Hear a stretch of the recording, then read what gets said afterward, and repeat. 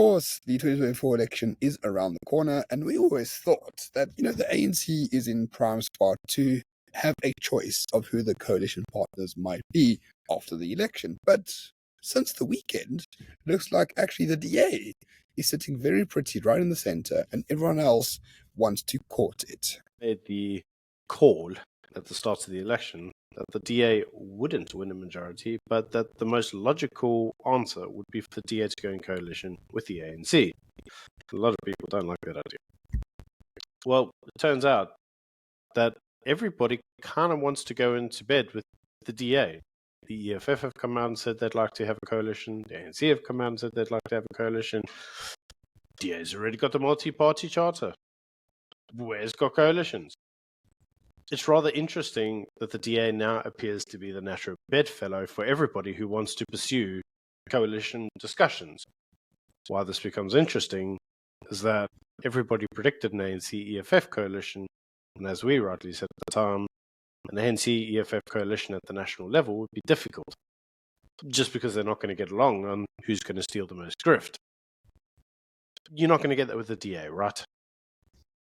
No, you certainly are not. But it's an interesting case that the EFF says, for the people, metaphorically, we will go into bed with the DA in a national coalition. So if the EFF actually says that in public, as they have done over the course of the weekend, it can mean a variety of things. Number one, they're just bullshitting everyone, which could be the case. Number two, the ANC told them to go get stuffed, which could be the case. Or number three, no one likes Julius Malema, no one likes the EFF, and therefore no one is talking to the EFF at all, based on the outcomes of this election. So they are going to other parties themselves and publicly saying, listen, we will work with anyone to run this country. It's almost like they've taken the Patriarch Alliance line to say we'll work with everyone to remain in power. Is that what the EFF is doing? Because they've been ghosted by the ANC? That's my view.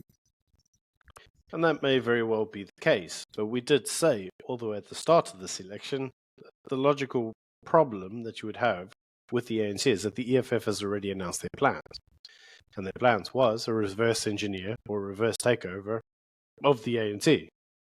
So ultimately, any form of coalition government that they go into there would kind of be short-lived, with Julius looking to basically usher in any president and then obviously take over that role. It's his words, not mine. That's his battle plan, not mine. So any coalition government that goes in with either MK or now the EFF, it's going to be rather short-lived. And on a national level, national politics are very different from local politics. When we have a collapsed coalition in places like Durban or Johannesburg, everybody kind of like shrugs their shoulders and kind of gets along, and you elect a new council and so forth and so forth. You can't really do that on a national level. You need stable politics on a national level. And I think even the ANC knows that. And they know that a coalition with the EFF or the MK party is going to be fraught with difficulties and may collapse numerous times, which isn't a good look. It really is not a good look. We are focused a lot on the ANC losing power and it being eaten alive by all these other parties. But let's not forget, the EFF, it's happening to them as well. MK is eating them alive in KZN. EFF is polling at 3% in KwaZulu-Natal, or between 3 and 5% in KwaZulu-Natal. They are not growing at all across the country. The by-election results for the EFF have been dismal.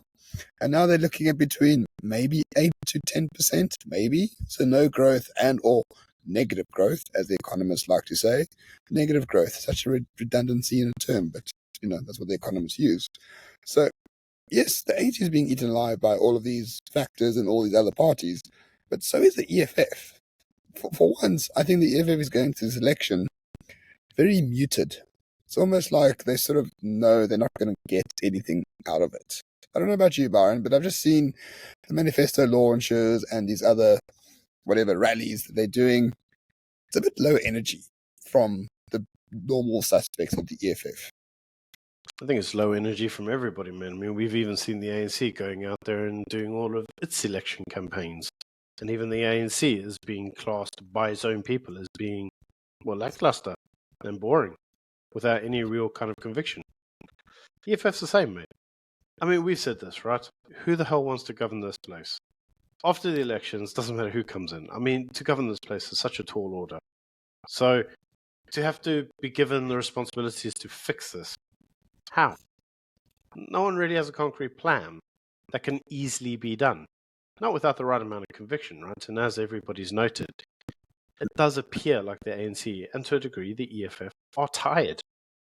Now, as we said, when you collapse a municipality in Joburg or Durban, you have the residents of Cape Town going, well, it's not me.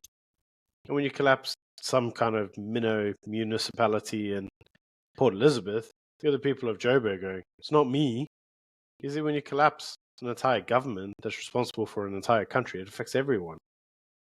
And that level of maturity, dynamicism, and any form of energy is just lacking from national politics, my friend. Even Cyril can't be bothered to campaign properly for his own election. So what do you really want to do when you don't get a majority? Do you really want to start signing death warrants for your political party? I mean, at the end of the day, the ANC does want to survive, regardless of what we say or what we want. The ANC will want to survive. So clearly they're going to pick the coalition partner that they feel they have the greatest chance of surviving with. It's not the EFF, mate. No, it is not currently so. So, based on what we can see, EFF is being ghosted. MK is killing it, though I think no one will really want to work with them after the election, even though I hold out some hope that the DA, IFP, and MK can run KZN. I think that will be quite an interesting mix of people. And at a national level, it looks like the DA is the center point of which everyone else revolves. It's weird how quickly these things move around in an election year. Eh? Who would have thought? So, DA sitting very pretty. Everyone else outside the Midshot Pact, low energy losers by the looks of it.